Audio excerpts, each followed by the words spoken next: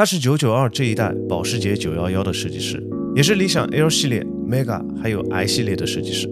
他的名字叫做 Benjamin Ball， 他更喜欢大家亲切地称呼他为 Ben。第一次见到他，我忽然想起越狱里的男主角，不是那种表情丰富、情绪外露的人，他更像是一直在脑子里琢磨着什么的那类人，只是他身上的纹身更可爱一些。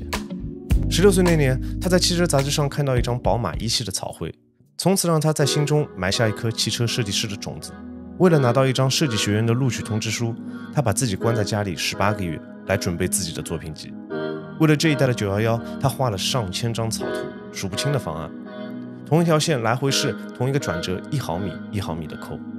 但当所有东西都终于落位，他反而觉得是时候该换一口气了。他对机械时代的浪漫始终念念不忘，他的爱车是宝马130、保时捷964，他常常自己动手去修、去改、去赛道体验它们。但与此同时，他又在构建另一端的世界，那些看起来属于下一个时代的产品。你会发现他身上有很多对立的东西，但并没有谁压过了谁，而是他们就这么同时存在着。所以今天我想和这位一半是火焰一半是海水的 Ben 好好聊一聊，他的设计理念究竟是什么？为什么他能画出最充满个人激情的911，又能设计出最照顾家庭需求的理想车型？保时捷、电动摩托、理想，哪个是他真正的灵魂作品？Mega 当年的那场风波对他又留下了什么？如果能回到过去，他会想改变哪一个设计决策？如果再回到那个16岁的下午，他有没有什么话想对着那个看杂志出神的少年说一说？ I knew that you studied university in Austria. Yeah. And then you have 3 semesters exchange in Paris. Yes. And in the end, you go back to Munich for your diploma. You're extremely well prepared. Yes. Yeah, that was it. And nowadays, you are living in China, so you have been living in different countries. How many languages can you speak?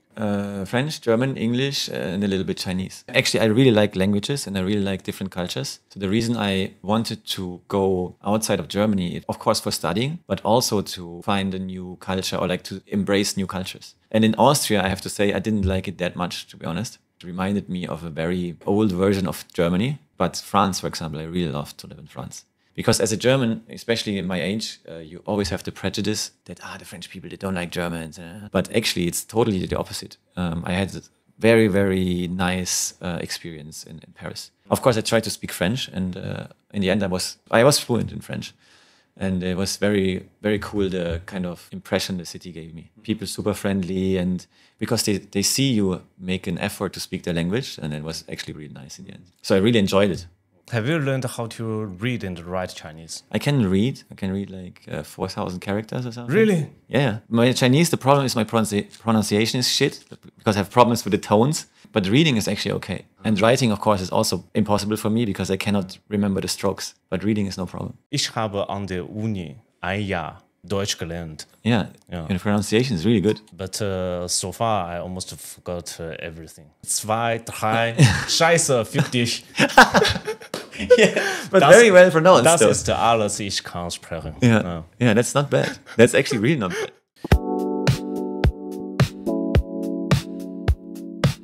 You mentioned in an earlier podcast that at the age of 16, you have already decided to be a car designer.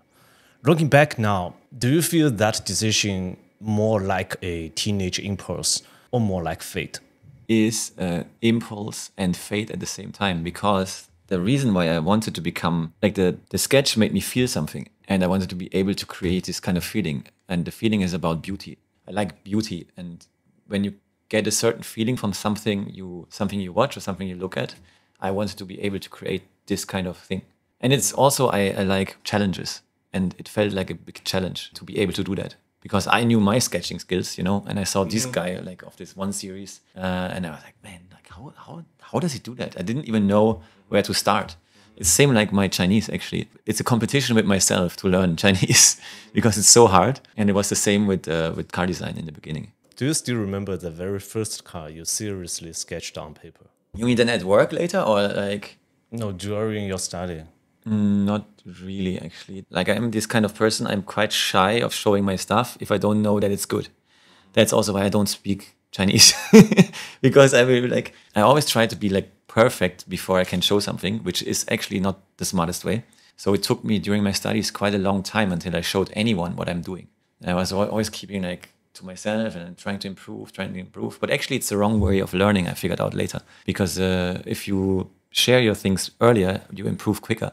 But I had to learn that by myself. So what's the first car you secretly drew? I was always really fascinated by the Audi brand. I really liked their form language. And I think at the beginning, I was mostly sketching Audis. And you had an intern in Audi as well. Yes, exactly. Good.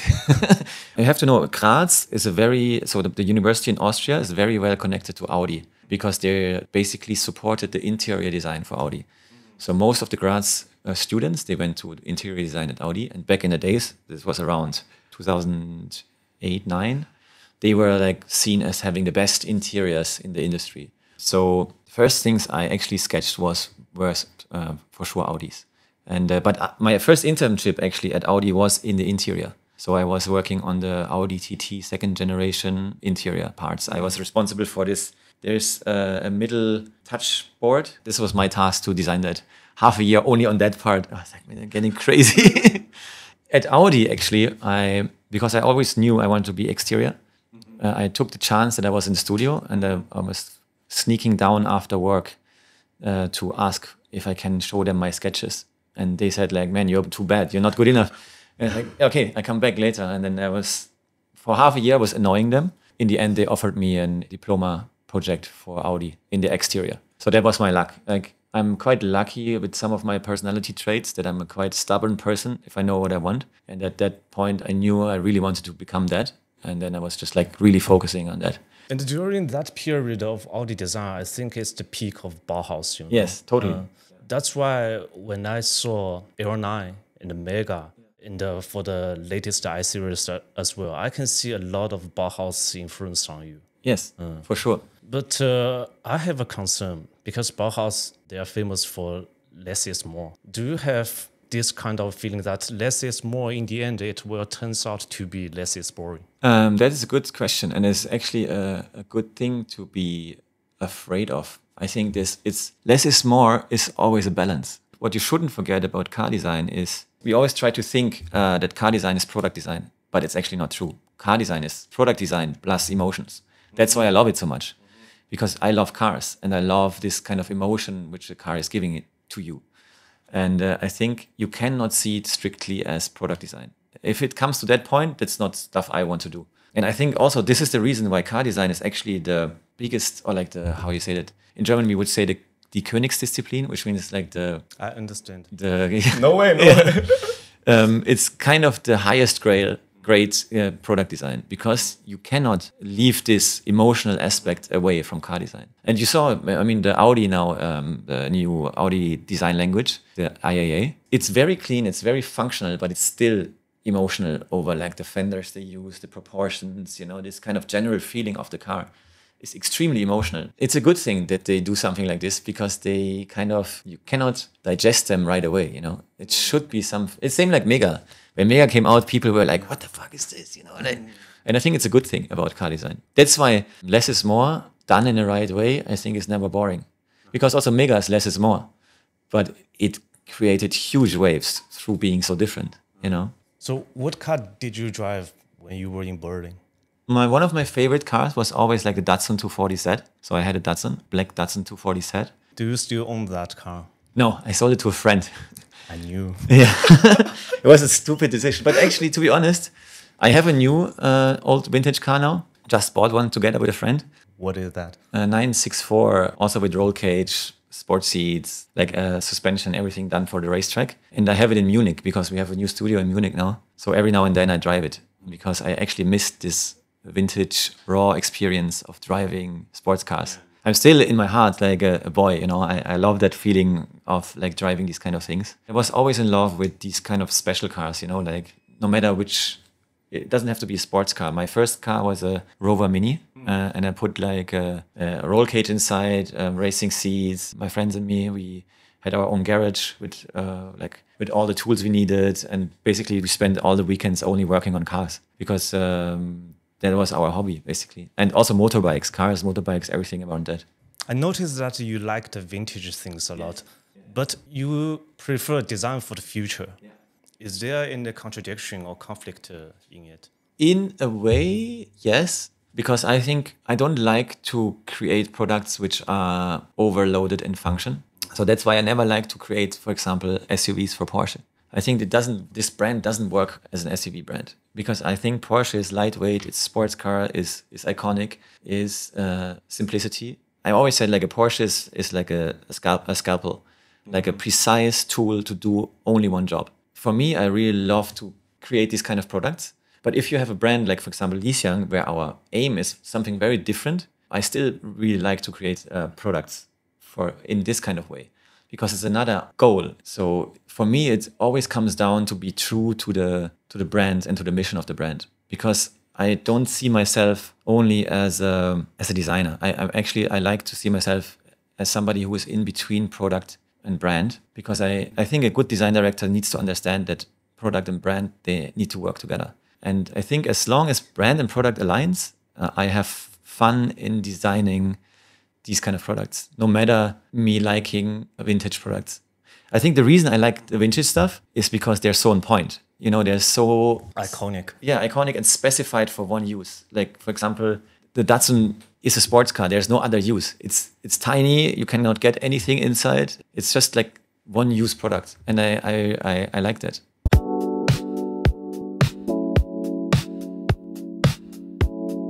From the Porsche 911 and the L series and the Mega and the I series, which one feels the most like your baby? Ooh, that's a good question. Maybe the Mega. Yeah, I think the Mega. Because, or no, let's say it like this. The one I'm the most proud of is Mega, for sure. Of course, in 911, I did the most work by myself as a designer.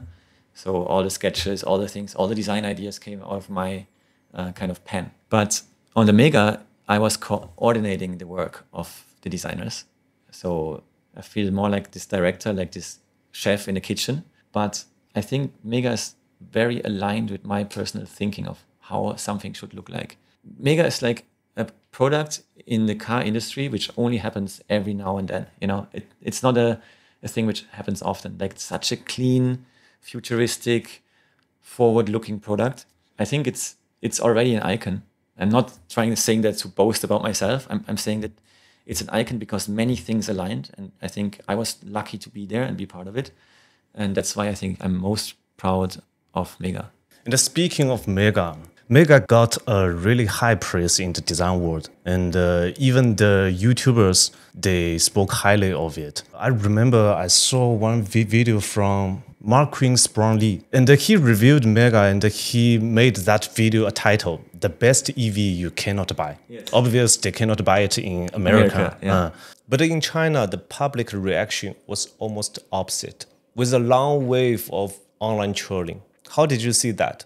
I think German and Chinese have somehow very similar traits at some points. For example, when BMW brings something new out, the Germans will always be like, man, what the fuck is this? This is horrible, this design. And then they see other people like it and they're like, oh no, I always liked it. Sometimes it's difficult for your own nation to produce something which is really cool because you will think, how can it be cool? As a German, you think, how can it be cool? Because it's from Germany. As a Chinese, you think like, how can it be cool? It's from China. For me, that's the explanation. It was a little bit like this. I felt this many times in Germany, especially about the brand BMW. They had always this kind of hate from their own nation, but then it turned into love, you know. And I was quite sure that this would be this similar case because it's a great product. And I think it brought China on the map.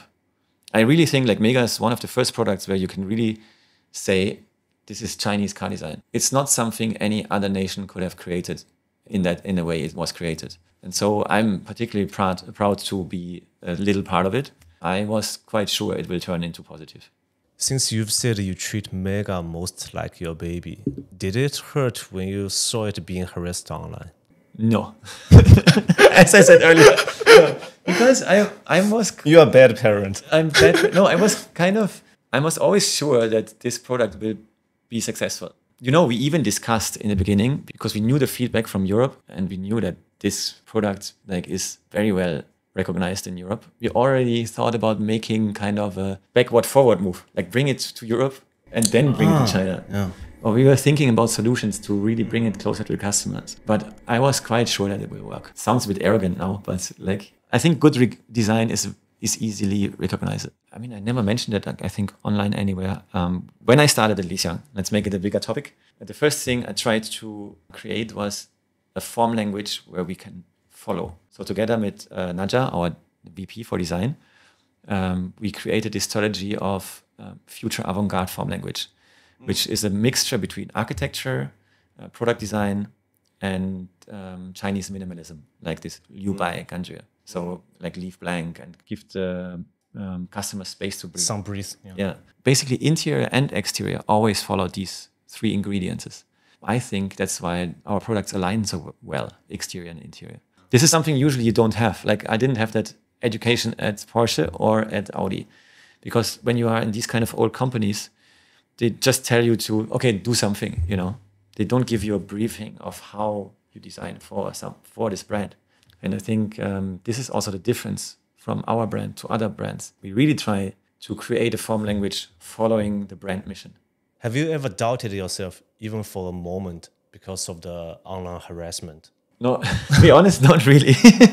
Because I'm used to it. It's like, as a designer, you're quite used to this kind of online reaction, especially if you create something new. I can tell you, for L9, I was actually more worried. Because L9, we also had like backfire in the beginning, especially when they only saw the pictures. Because what online people don't understand is a car is a three-dimensional object. If you see it on a picture, it's something different than seeing it in reality. And when they saw the pictures of L9 first, the comments were really bad. And I was like, oh my God, did I do something wrong? But I was kind of, man, but I did everything like I usually do it, you know? I was sure that we did it right. And then after like 1-2 months, the comments like really turned around. And I was like, okay. I was actually really prepared that Mega will have the same response in the internet. When I talked about the project also to investors when they were in the studio, I already mentioned, I know this car is weird, and I think we will have some backfire in the internet. And they were like, yeah. Oh, yes. And then it happened like this. So I was kind of prepared. That's why I think it didn't hit me that hard. But of course, you read the comments and you were like, it's very strange, because when you're used to the car and you see it in the environment, especially seeing it in China or in cities like Shanghai and Beijing, driving around with the environment, it works very, very well. And it's this kind of future feeling, which I love a lot about car design. Because you, as a car designer, you can create the environment and you can make people feel a certain feeling. I think it's a very positive thing to see this car driving around. And it turned out to be in the end. But it just takes quite a long time. Yeah, it took 1 year. Now our sales numbers are 3,000 cars a month, over 3,000. Considering the price, it's a good number. It's a very good number, yeah. Yeah, it sometimes takes some time. You know, like when the 992 happened, this was actually was kind of from the beginning to now, always only positive comments. Which is weird, because usually this doesn't happen in the car design world. But the 992 for me, it's perfect, you know. Yeah, it's thank you. Yeah. By the way, I own a 992. Yeah, I know. I heard. Good choice. Yes. After 993, starting from the 996 and the 997, and after that it's 991, they abandon a lot of heritage of Porsche. Yeah. Like there is no groove on the hood and the bumper cutting line across the headlight. But in 992, you fix them. I had actually my biggest fight I had about the 992.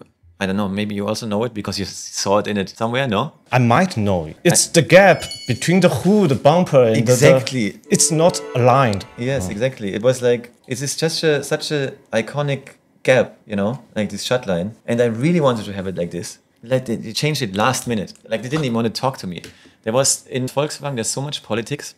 I was actually very happy and lucky to have worked on this car. Like for me, it's one of the most iconic brands, and I love racing cars, and I love everything with motorsport. So for me, it's actually one of the dream brands. I don't like elitism. You know, I don't like when people separate themselves because they have more money or they are like think they're better because they have. You know, my dad is a car mechanic, so I have a very humble background. I always said to myself, like, I don't want to support this kind of separation between people. And at Porsche, it felt very much like this. Even the separation in design, but also then the separation outside of design. You could feel that I know the political layers. I know it. Yeah, I mean, you experienced the industry.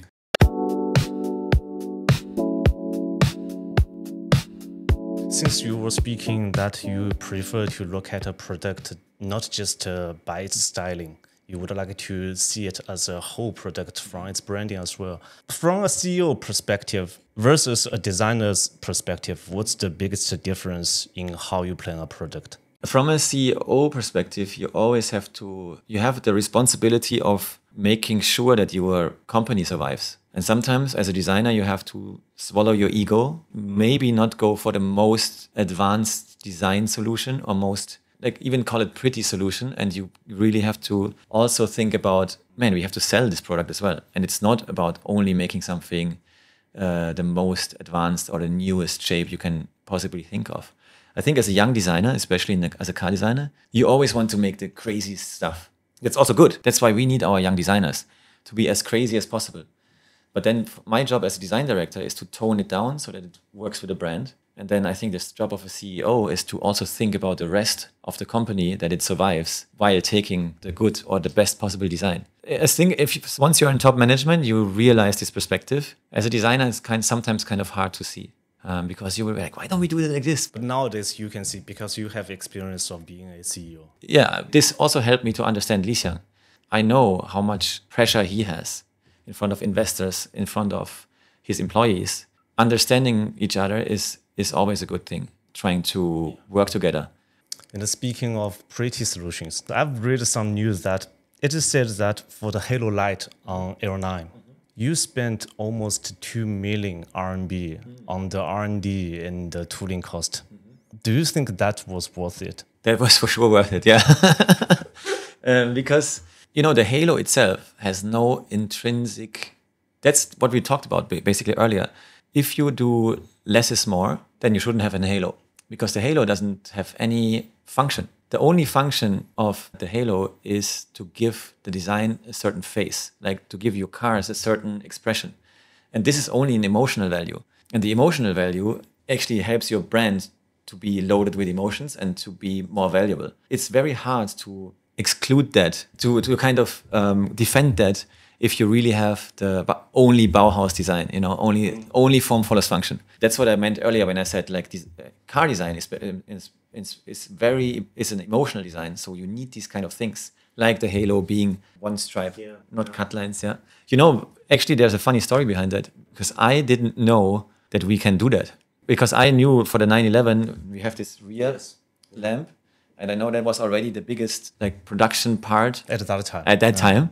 And I was not aware that we can do the front halo in one piece, because we showed Li Xiang the front halo in 3 pieces. Just like in Li Xiang 1. Exactly. And then we had a version where we put the separation light outside, so almost to the end. But I was not aware that the reaction of Li Xiang, actually, that's why I really love to work with him. It's sometimes so cool, because he was like, oh, but I like this. Let's do it like this. And then all the other guys were like, the engineers was like, oh, fuck. and I was like, yes, nice, let's do it.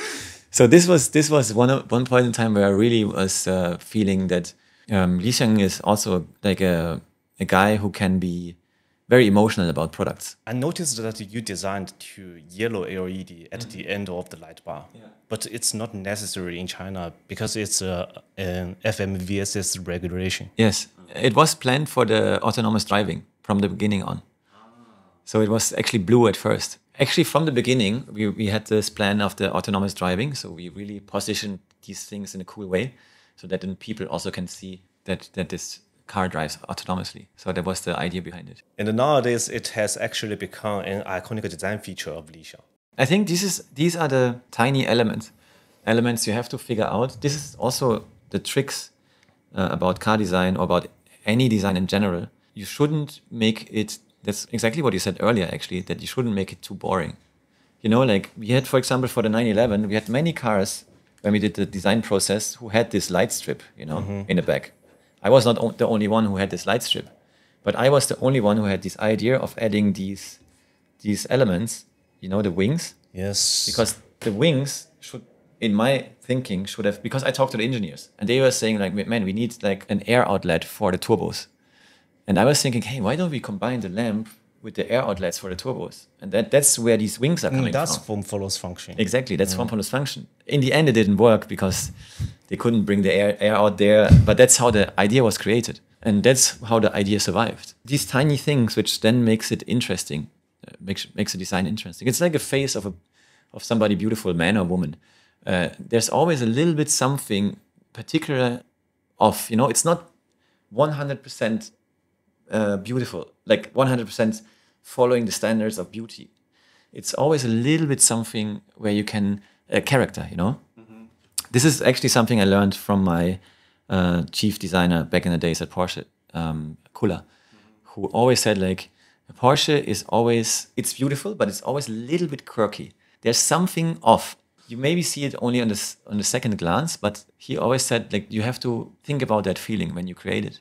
And I think it's a very good thing. It almost gives you this little bit art vibe, makes it a little bit arty. It's more like human being as well. Exactly, yeah. None of us is perfect. We make mistakes. And this is how we feel connection and build relationships with each other.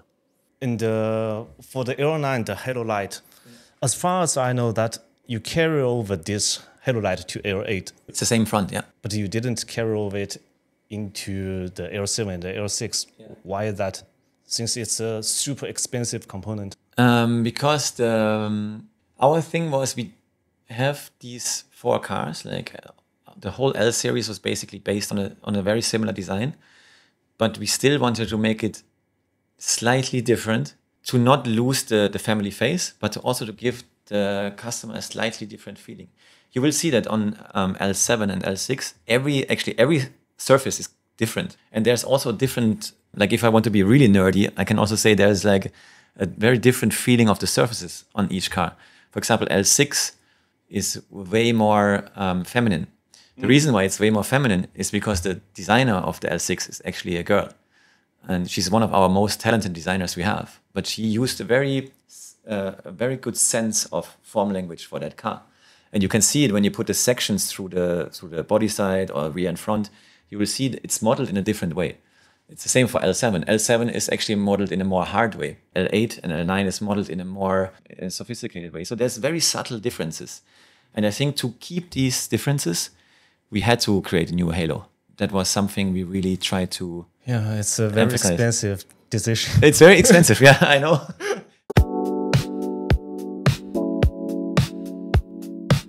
What's the vision of the I-Series? And what's the design theme? And how did you implement them into the products? The I-Series and Mega started at the same time. And back in the days, we called it the whale and the shark. So the whale was Mega because it's super big. It's like a friendly creature. It's kind of heavy, but it's still like elegant in a way. And the shark was the I-Series. So all the cars on the I-Series.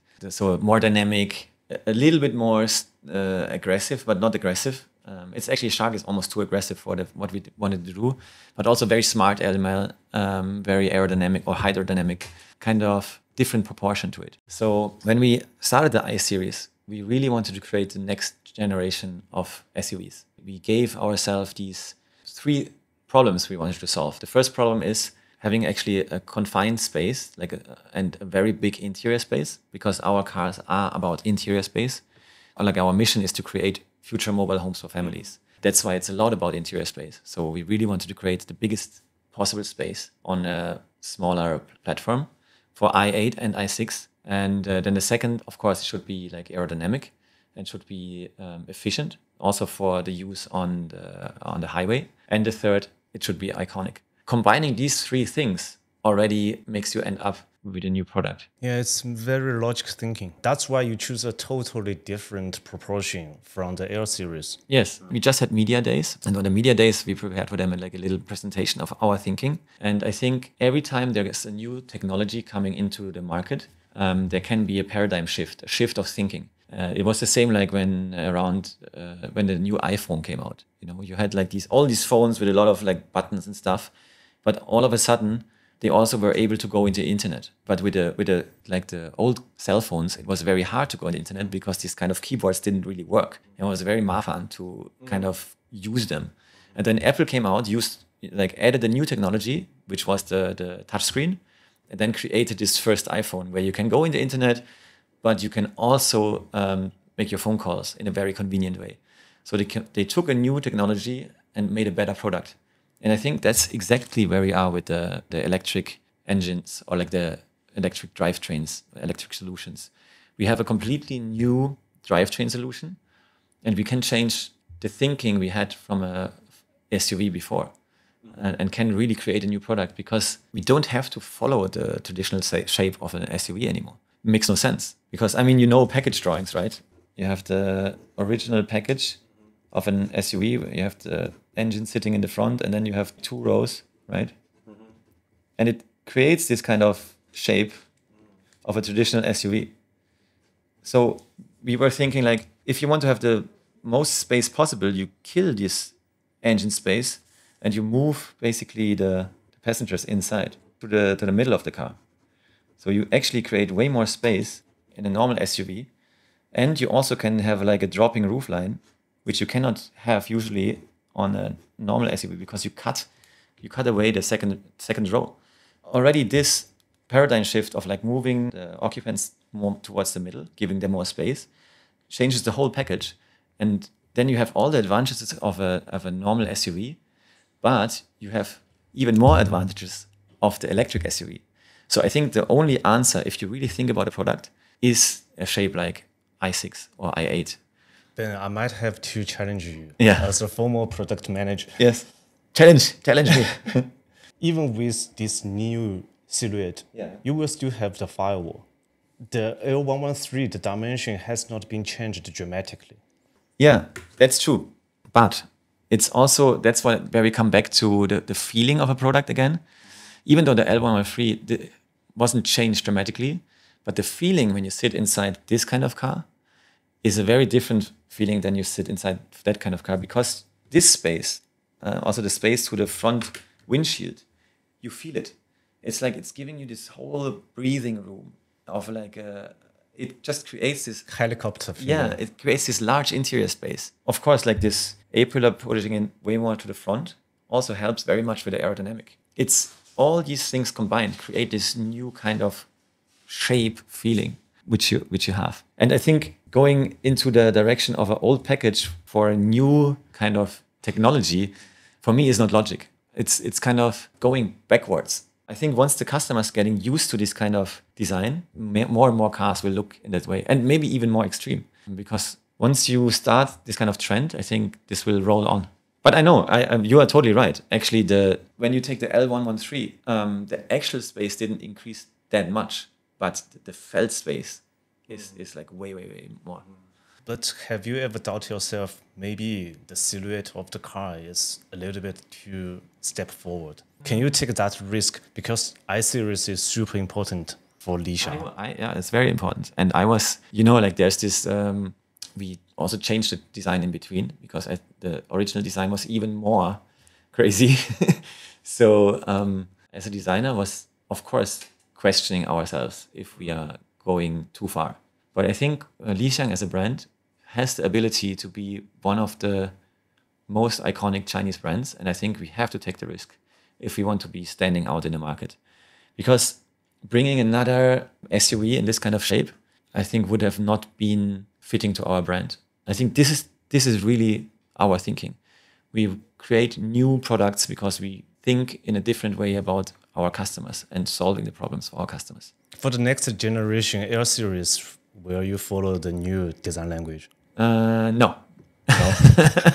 Because that's also where styling comes back into place. The L-Series is still a range extender, so it has a combustion engine. So the package actually makes sense. And we kind of developed the L-Series into something... You can put the engine... in the back. Yes. Make a 911. Yes. We could actually, yeah. That would be possible, but it wouldn't have that much advantages, actually. To be honest, having the engine in the back is actually a very stupid thing. Yeah, it's not a weight balance thing. But considering the components, you can save maybe for the extended range car to put the engine in the back is a good solution, you know? You can save a lot of components regarding the intake and the exhaust length. That's true. But you also have to think about the maintenance and the accessibility. Because like one of our own first family cars of my parents was a Volkswagen T2. And they also have the engine in the back. My dad is a car mechanic, and I still hear him like cursing this car because like just cannot reach the engine, you know? Yeah, yeah. So for repairment, like for maintenance and stuff, it would be maybe a bad thing. Especially for L series, I think L series is already kind of iconic for our brand, and I think it would hurt the product more to completely change it. And it makes sense logic-wise to still keep this old kind of package for this kind of car. And I noticed that you posted a sketch rendering of i6 on Red Note. Yes. There is a comment, I must read it for you. He said that, I hope there will still be a chance to witness the rebirth of the original design. And you liked that comment. Yes. So I'm very curious, what's the original design of i6? I mean, like most of the people in the internet might know that like it was a little bit more into the direction of a Mega. It had this D-pillar going across. Yeah. But we decided then to tone it down a bit because for us, it was always from the beginning a next generation SUV. But I think for some of the customers, it would just have been too far away from an SUV. So that's why we went back to this like black roof, then body color, and then black again. Because that's exactly the thing. There was this discussion about how far can we go, and this project being very important for our company and how much we want to risk. I think this was a very, very hard decision for Li Xiang to do because it's not my decision. I just can give suggestions. And to be honest, I was always also the opinion that the suggestion to tone down the design a bit and go in a bit more traditional way is a good decision. But how can I say, as a product manager or as Li Xiang, he is the decision maker for a product. Sometimes he has to erase his ego just for the market. Exactly. Yeah. Same for designers. That's how it is. In the end, it's a detail. It's actually a design detail, I think. And we would never know how successful it would be because we just changed it, right? But it's like the overall concept of the car with the new package never changed because the silhouette actually didn't change. It's just this like D-pillar solution which changed. The car itself stayed very true to the thing we planned from the beginning. And I was wondering if, because for Mega, the rear end design is like a huge rectangle aero blade, you know? Yeah. How much benefit can it contribute to the CD? Actually, for Mega, a lot. Because the separation edge is one of the main elements making the Mega so aerodynamic efficient. And the roof drop. So we have from the highest point to the lowest point of Mega, it's I think 220 millimeters. And this is one of the biggest contribution factors. And then underbody panels, of course. And then this completely seamless design, like there's no additional ornamentation on the car. This really made it very. These are the most contributing factors for the design, actually. As a three-row SUV, i8 is more or less restrained in its own size. Its length is 85 millimeter. But if we benchmark its competitors, almost all of them exceed 5,200 millimeters. It's reasonable in today's Chinese market because people prefer bigger cars with bigger inner space. Do you think holding back on size for i8 is a wise decision? I think so, because it's a smart move, because you don't lose interior size. Because interior space is still as big as the L9, right? So basically, you just have less exterior size, which then makes the car easier to be handled and easier to be maneuvered in the city. So for me, it's the same like i6. You have basically L7 space on a L6 platform. And this gives the customers more space, but also easier. It's easier to drive that thing. When we look at Envoy L90 and the new ES8, they have been promoting size and the loading capacity as a huge selling point for them. Do you think i8 might lose some potential buyers in this size versus price competition? Yeah, actually you're right. It's a good question. It might lose the size versus price, but I think in that market, we will get past this decision very soon because all of them have a very similar size. And soon it will be not about this anymore. It will be about, it's like when you call it hygiene factors, right? So when every product is very similar in the end, like so you have almost the same size, you have almost the same range, you almost have the same horsepower, same battery capacities, everything is very similar. Then it's where it's starting to go about being a real brand. A real brand means that you have smart solutions and you have your unique design. And I think that's the turning point where we're starting to be very soon. It soon will not be only about rational factors. It will be about car design again, which is irrational factors. And that's where we come into play because I think we have one of the most iconic designs in the industry. Actually, I'm really looking forward for that point in time because I can still remember when that happened in the German car industry, because like it was always like BMW against Mercedes against Audi. You know, they were all always very similar from the performance and from what they can do on the road.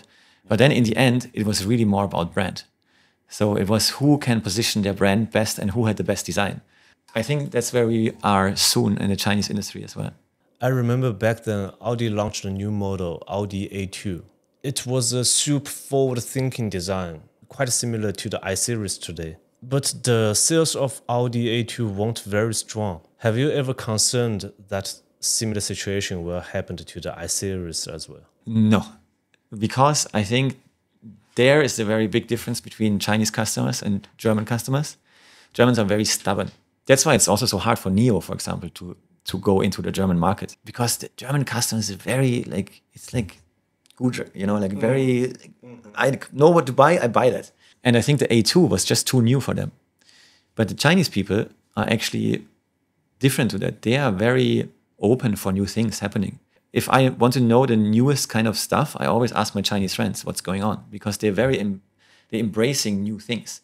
And I think a product like i6 will work in China because it's new and it's smart. And I think that's the main difference why I think i6 will be successful. But I don't know. Let's see. Let's listen to this interview in 1 year.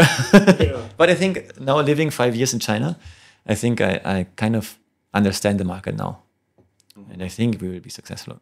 We will see. Yeah, we will see. Yeah.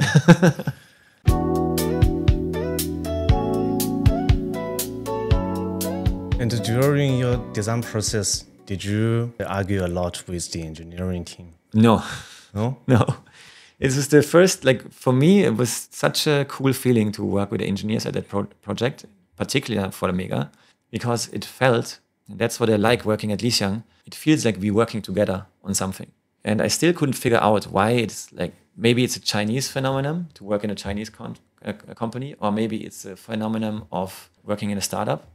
But this kind of, we work together on something bigger, first experienced at L series for sure, but even more in Mega, like where it was really, okay, like we will bring this thing on the road.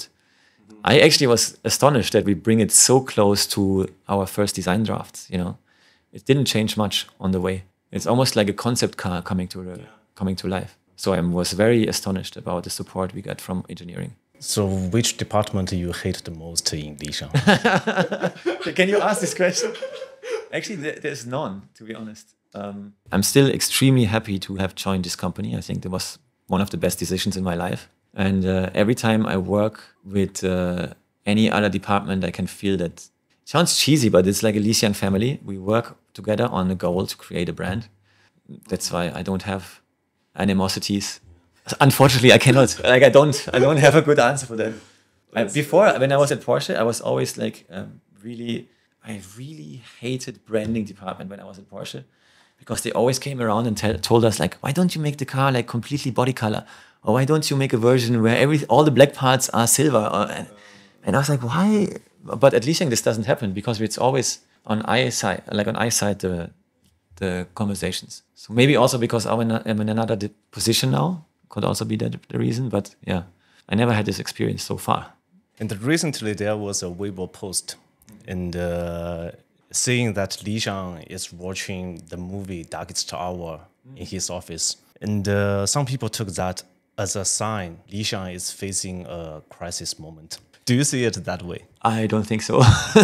Because I see him almost every day or like quite often during the week. I don't have the feeling that he is anyhow, he is same positive as in the last 5 years as I know him. You know, he has still this kind of positive approach to everything. And I can see that he really sees a positive future for this company.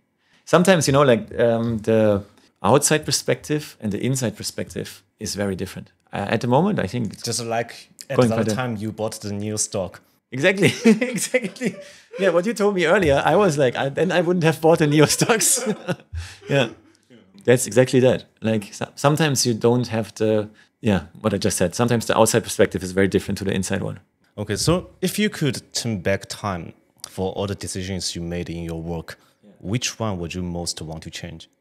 Actually, none of them. No, because everything led to something. Like I think the older I get, like I'm almost 40 now, and I'm thinking I'm turning into a spiritual creature. I was always like very, you know, like very rational. But I had to admit to myself that life is not, especially the jobs I'm doing, like it's a lot about emotion and a lot about like trust in your faith and a lot about being at the right point at the right time. No matter how much you actually prepare for a situation, and no matter how much talent you think you have, or it's not only about preparation. It's a lot about luck as well, and talking to the right people or having the right feeling about something. So I think every decision I made led to another thing, and maybe if it was painful in the beginning, but it was leading to growth, and this growth led to something new. So I think everything happened in the right way. There is this saying, you know, like life only makes sense in hindsight, so looking backwards, but you live it forwards. For me, this makes a lot of sense. And that's why I kind of trust in the way everything happened. Do you think AI could replace car designers? No. Why? I think it can make the process more smooth and can create beautiful renderings, and it can also help with creating iterations and creating new designs and whatever. But I think the car design is about emotions, and car design is about taste. Good taste can never be replaced by a machine, because a machine doesn't know taste. Actually, it's think about AI a lot. And also we have a lot of discussions also at work and also in my private life about AI and the function of AI. I think what AI will really do is showing the value of humans, because AI actually emphasizes or like accelerates all the tasks which are like boring or repetitive or in a way teachable can be replaced by AI. But there's a lot of things which is like our emotional foundation of being a human, also our sociological foundation of being a human, our interaction with other humans can never be replaced by AI or by robots. So I'm actually really looking forward for that. I think there will be a huge revolution. There is a huge revolution in front of us, especially like this is a real big topic for me. Like I'm really interested in that, especially in our social surroundings, in how our society works, in how our future as mankind is working. And so I think there will be a lot of challenges for AI, like regarding workspaces. But I also think there will be more focus on the real talents of humans, which for a designer means what is actually the real talent of a designer is having a special feeling about things and having a certain taste. And that's why I always tell this to my designers as well. It's like you have to show your taste. For portfolios of design students, for example, it means how do I do the layout? What kind of fonts do I use? What kind of design ideas I put on my cars? How do I show my taste? It's not only about sketching a car, it's the whole logic. And this cannot be done by AI because AI is always a middle value. It's never like an extreme. Yeah. So if you want to have a middle value, if you want to have like a middle outcome, of course, you can take AI. But to have an extreme good outcome, you need the designer's hand in the case of the design industry. I think if you really think about what AI can do, you will realize the human factor will never be replaced. But then you have to be aware what is the human factor. It will be a helping hand for us humans, and it will make things a lot easier. But I think it will not replace the car designers. I cannot agree more. And I remember that the designer for the first Mini, Sir Alec Isigonis, he once said that fashion dates, but logic is timeless. I think nowadays the AI, they just do some styling thing. There is no logic behind it. They don't understand the engineering. They don't understand the user experience. Yes. They don't have empathy. They have no idea about the organization, hierarchy. I don't see in the coming days AI can replace car designers at all. Maybe in the long future, AI can understand all the things. And at that time, of course, there will be no car designers because at that time, there will be no human beings. Yes. I think if you have an AGI, like a real, like a general artificial intelligence, then you can talk about it. You know, if you have really something which makes us look like monkeys, and like basically the example in the industry is always used, like if there is a real like a real artificial intelligence, like a general artificial intelligence, it will be talking to us like we talk to monkeys. Then of course it can design cars, and then we can talk about it, that it might replace, but even maybe even not, because then it's still something like you said.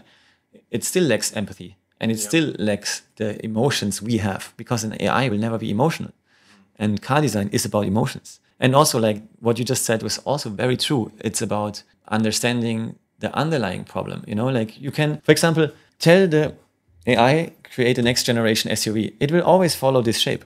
It will never create a new shape. It will never create a new package. It just makes iterations of the same shape. So you have to give it input. You have to give it your thoughts.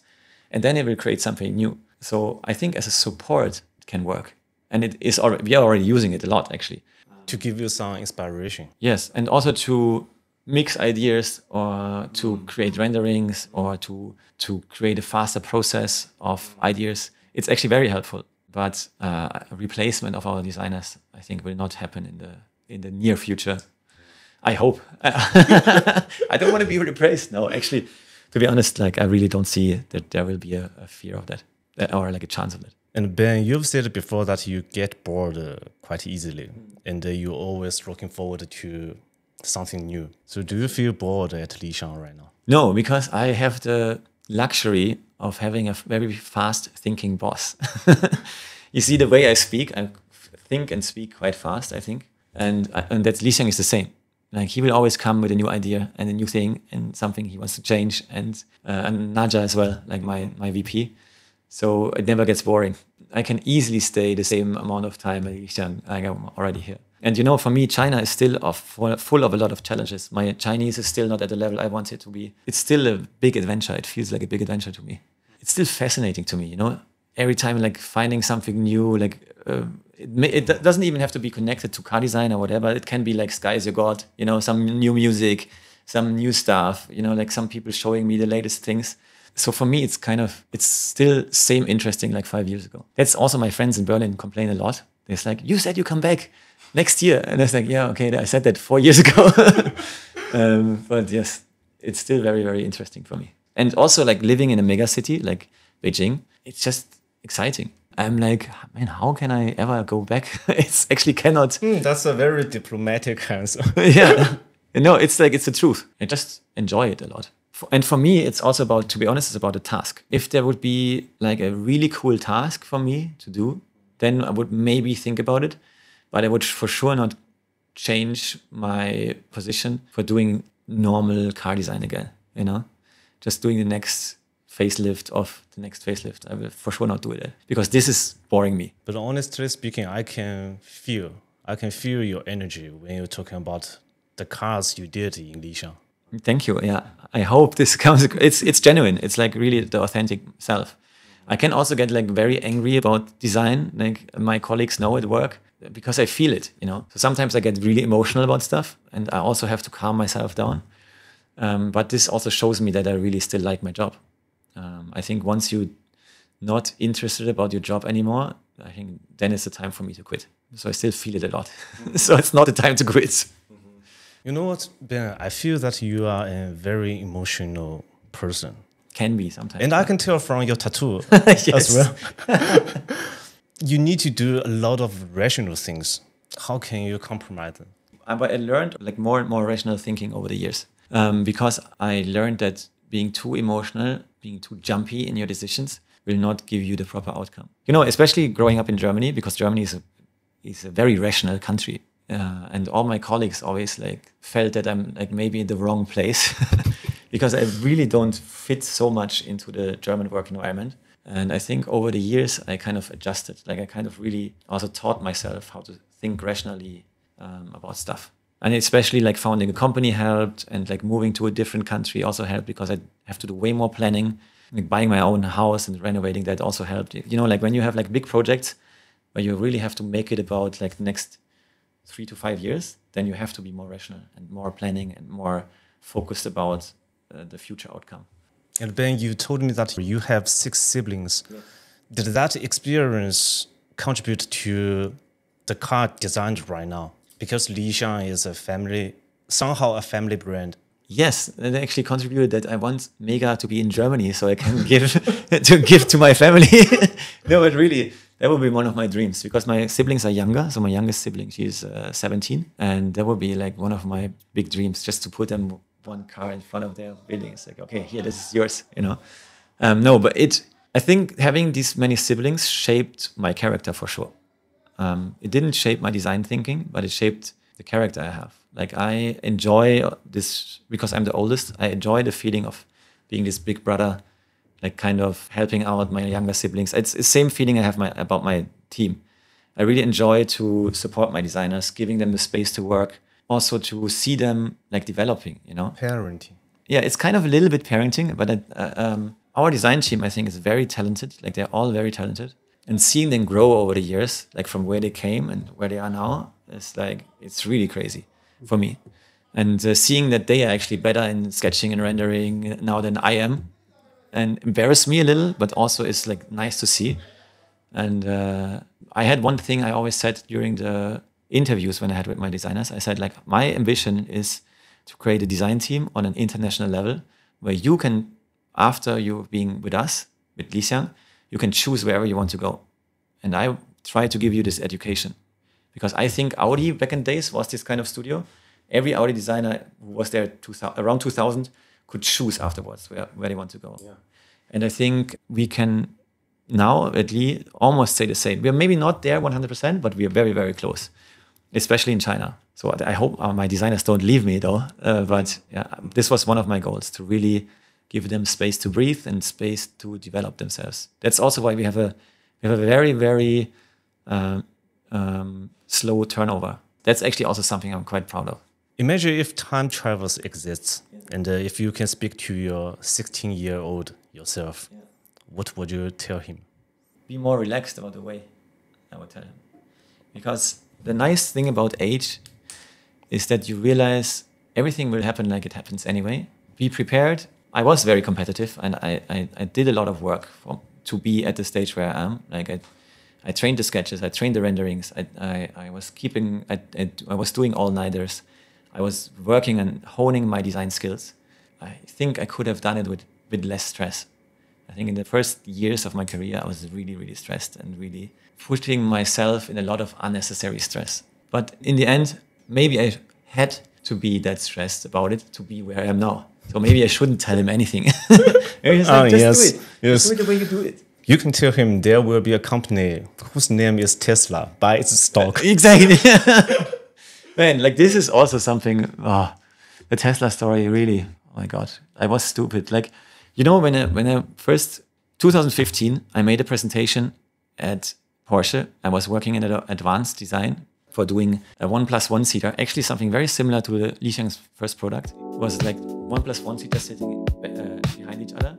And I presented this idea to top-level managers.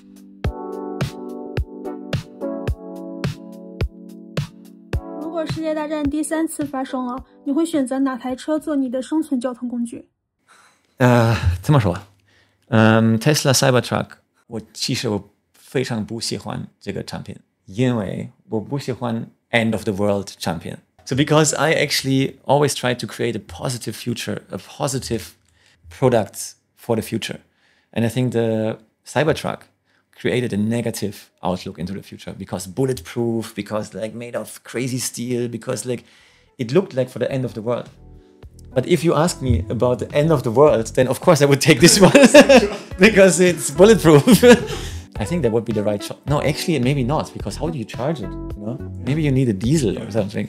In the end, it might be the bicycle.